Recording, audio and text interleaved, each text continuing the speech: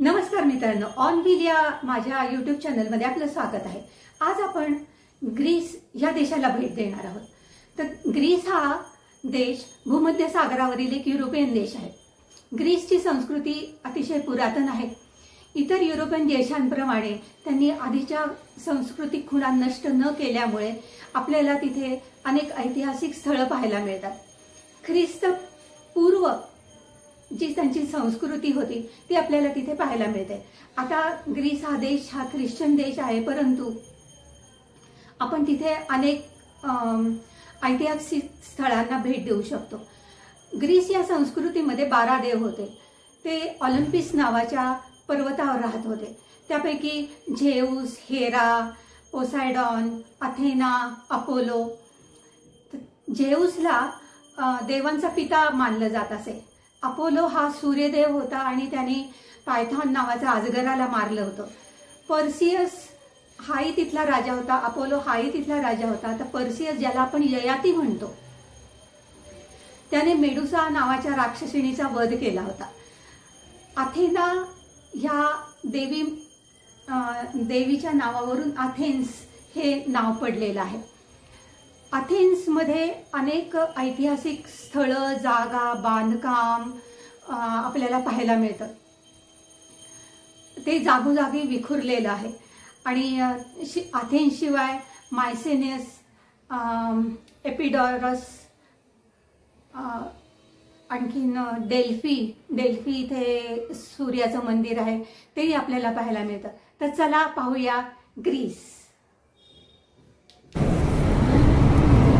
आम्ही कोरियंथ कॅनलच्या दिशेने चाललोय आणि मायसिना आणि एपिडोरस नावाच्या जे साईट आहेत त्या पाहणार आहेत, म्हणजे एन्शियंट साईट, आर्किओलॉजिकल साईट, आणि कोरियंथ कॅनल हे पण पाहणार आहेत। तर त्या बाजूला आम्ही चाललेलो आहे। मला तिकीट पडलं 99 युरो।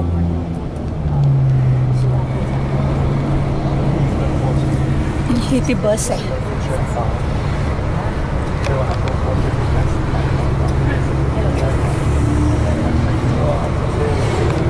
अथेन्सहून निघाले मी।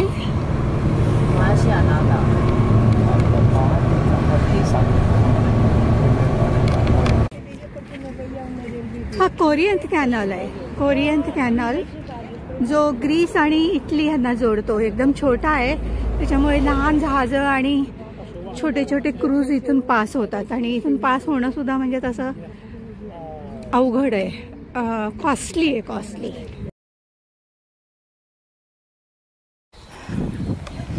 तर मी चालले ते मायसेन नावाचे आर्किओलॉजिकल साईट आहे आणि ते मायसेन सिव्हिलायझेशन जे आहे त्याचं हे गेट आहे। मोठे मोठे दगडांनी ही भिंती बांधलेल्या आहेत, अतिशय मजबूत असं। हे ख्रिस्ताच्या पूर्व 1600 सालाचं आहे। ख्रिस्तपूर्व 1600 असं ह्यांचं म्हणणं आहे। म्हणजे इथे गेट दिसतंय आणि हे अंडरग्राऊंड कन्स्ट्रक्शन आहे।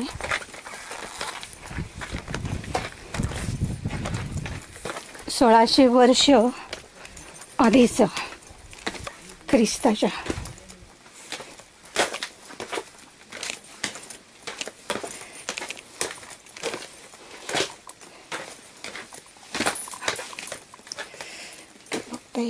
वर अतिशय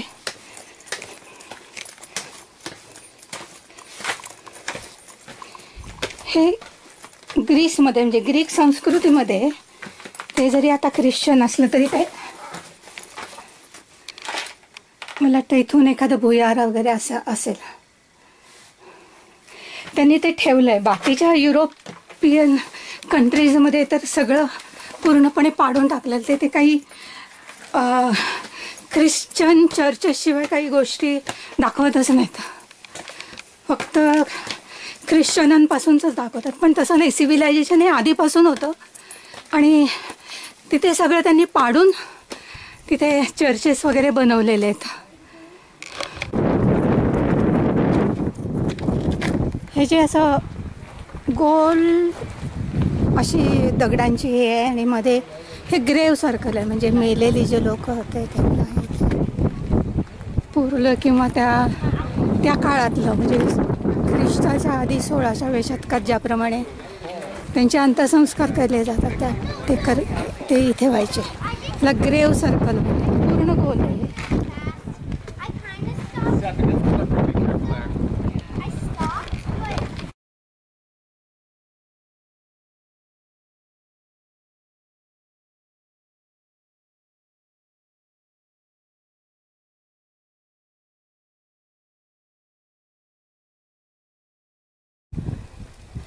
या बाजूने गेले की गुहा आहे.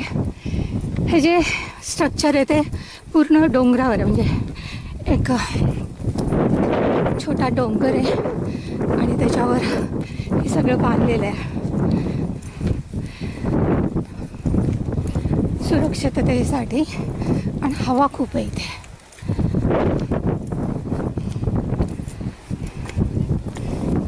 आपलं एक बिल्डिंग डेल्टा आहे. हे जे स्ट्रक्चर आधी कसं होतं हे त्यांनी दाखवलं. ग्रीसपासून साधारणपणे 150 किलोमीटरवर आहे. हे ट्रेझरी ऑफ गेट आहे आणि इथून आल्यावर हे कसा पूर्ण एक गोलाकार आहे इथे, आणि त्याचं हे उंची पहा. मी आता इथून ग्राउंड लेवलवरून दाखवते की उंच किती आहे.